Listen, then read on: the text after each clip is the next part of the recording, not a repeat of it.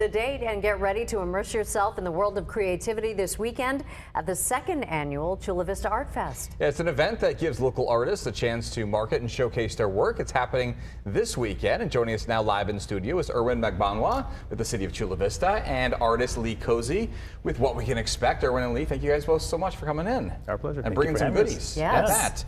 Let's talk about the artists who will be showcased. What kind of work they're going to be featuring. Erwin, let's start with you. Just give us an idea of kind of what this is all about. Well, it's a free family event. It's our second annual Art Fest. I believe it's the only art festival currently that we have in South Bay. We are going to have a lot of artists, including Lee Cozy here. We'll have an art showcase featuring an exhibit of local art talent. And then we'll also have art vendors at the event. And as Lee, well as Lee is actually from Chula Vista. Yep, graduated from Chula Vista High School. There you go. How many artists are we expecting? Obviously, Lee's going to be there. Well, right now we have a grand total of over 100 artists who are going to show up. Wow. So, Lee, what's it like, for you as an artist to obviously be in your hometown, which is super cool to be able to do this, but also just to be at a place like this around other artists and to show off your work and let people who might not otherwise get a chance to see it come check it out? I'm sort of an outlier in that I work in the entertainment industry, so I kind of telecommute to like San Francisco and LA, but I've always loved doing street fairs. And local art events and stuff like that. So it's really fun to be able to try and take some of like the Hollywood production art stuff that we do and be able to show it at an event like this, because it's stuff, some of the stuff I've done is like in private collections, and like the public will never get to see it. So it's nice to actually, at these street fairs, we did one years ago where it was we actually had original art that George Lucas had bought for his private collection, and we were able to actually do an exhibit of it just before it went into his collection, and we've never seen it since then. So, before we ask you a little bit about your artwork, can you tell us how these artists were chosen, really?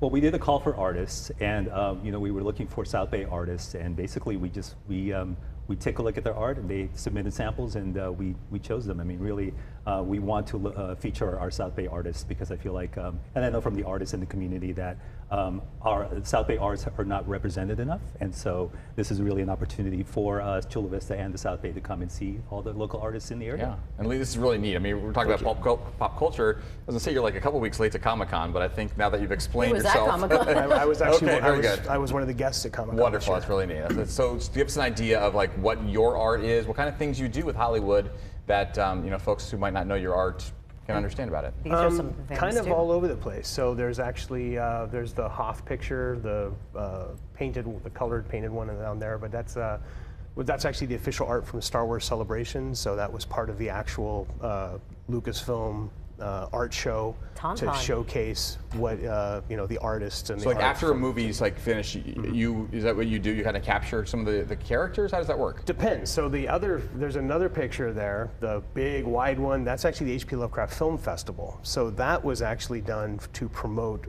three different film festivals. So that's actually a triptych movie poster in one big image. Wow. So I'll do anything from production design, concept design. I'll do pitch art. So it's when directors or writers are trying to get, a director or a writer or a producer, somebody has an idea and they want to get funding. Concept, yeah. Yeah, so I'll do pre-visualization essentially, so that people without imaginations can look at this and go, ooh, well, I've got money but no imagination, but I see where you're going now. Wow. And so I do stuff like that, and then of course also I do licensing. I'm most known for doing a lot of art from like the Disney art galleries. So I do a lot of the Lucasfilm stuff that you see at Disneyland. Yeah, let's see some of these ones that you have with you. Very cool. Yeah, so this one is actually a portrait I did of George Lucas and Albin Johnson, which is the gentleman over here. But so he's the founder of the 501st Legion, and they're actually a charity organization. And it's actually in our contract. We're not allowed to draw George Lucas, so this is actually one of the few authorized portraits. Wow. Where they actually allowed me to paint a portrait of George, but it was to celebrate the anniversary, the 15th anniversary back then of this organization that has raised tens of millions of dollars for charity and disabled children and stuff like that. Well, that's amazing. That's probably why George, made that big purchase so he could have it all in his private collection. What else would see it? What else you got there? And then this is actually a piece I did for The Hobbit, actually. I don't think this one was ever actually used. So this was, because I did this one around the time that Disney bought Lucasfilm, and I was freelancing for both companies, and then kind of my art director from Lucasfilm was like, yeah, we need you more. So I ended up leading The Hobbit midway through production, and so I don't remember if this was ever used or anything. Really neat, though, to be a But part there of it all of is. this. Or when it comes to all the artists who are involved in the Art Fest, give us an idea of like the variety and the kind of different things that we're going to see. Well, the variety, I mean, we have Lee here who Yeah. does this amazing art. We have sketch artists, we have 3D artists, we have illustrators, we have crafts. That's one thing that we're really proud of, is to bringing in a lot of the people who make crafts, jewelry. We even have a few things that represent the culinary arts. So we really wanted to kind of show off the breadth and diversity of the arts in our community. So yeah, it's pretty exciting, and it's pretty great to be able to see that. I'm so proud to see, you know, a lot of the artists kind of represent themselves and the diversity of their artwork. So there's going to be something for everybody out there, and it's a free event. Give us the details as to, you know, when it's happening, where it's happening, all of those things. Yeah, it's on Saturday, August 10th. It runs from 12 p.m. to 6 p.m. It's going to be in front of Chula Vista City Hall, which is located on 276 4th Avenue. And yeah, it's free, family-friendly, dog-friendly as well. We do allow people to come in. Last year, we had a lot of people come in with their dogs, and we said, you know what?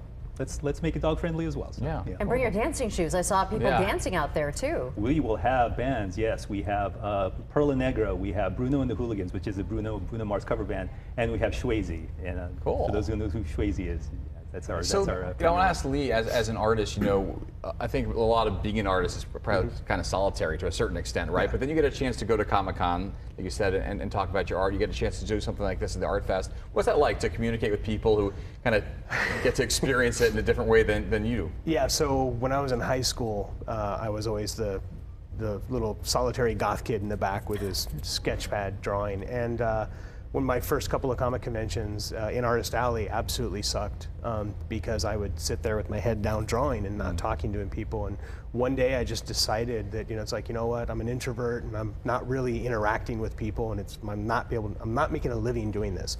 So I just decided one day I would just stop doing what I was doing and just put everything away and watch. And so I started observing all the other artists at the event, and I realized the ones who were like, hey, hi, how you doing? Enjoying the show? Are you having fun?